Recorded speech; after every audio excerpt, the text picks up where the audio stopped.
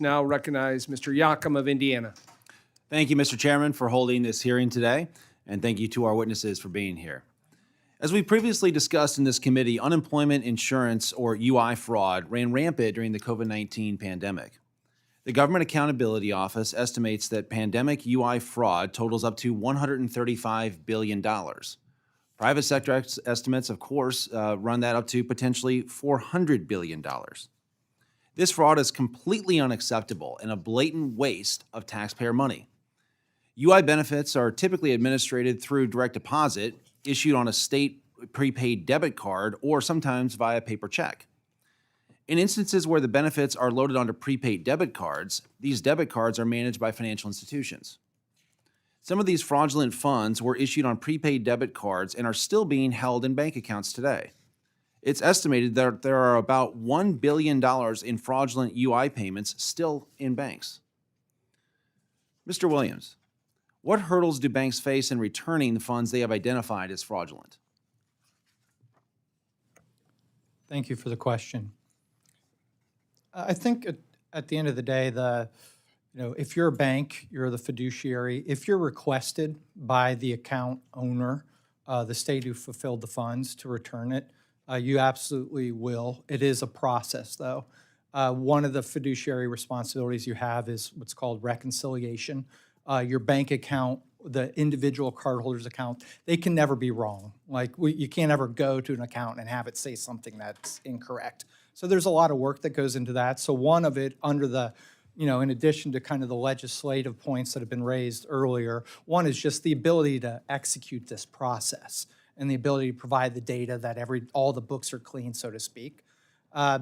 The other one, but that really comes down to just a direct request and supporting information to be able to execute the return of funds to the entity that funded it. The other one is that's the funds that are on the prepaid cards.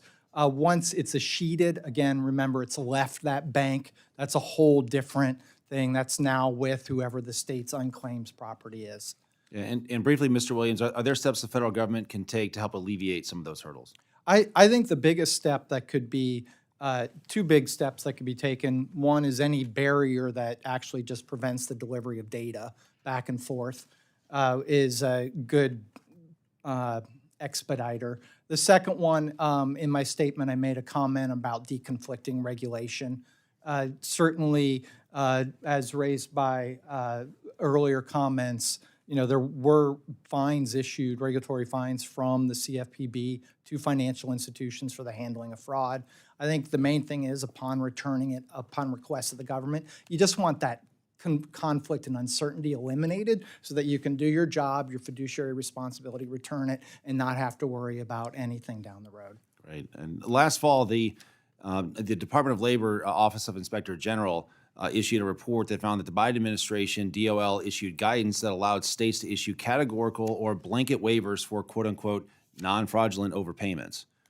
Inspector General D'Esposito, according to your report, that guidance directly resulted in more than $30 billion in improperly waived funds that states failed to investigate. In your assessment, did this DOL guidance contribute to allowing states to walk away from investigations of fraud? It absolutely lowered guardrails and took away checks and balances. Yeah. And what do you think can be done in the future to prevent that from happening again? I think that proper identification is key. I think that as we've seen in many states throughout the nation, especially recently, as President Trump continues his war on fraud, that we can still be compassionate elected officials and provide these social resources while following the rule of the law. So I think it's important that states do their best to invest in important technology and make sure that their staff is ready when these situations come about, because the idea that we are going to try to blame one administration for the failed technology of a state over decades is just not the truth. Yeah, thank you, Inspector General. Mr. Chairman, I ask that the DOL OIG report be entered into the record. Without objection. Thank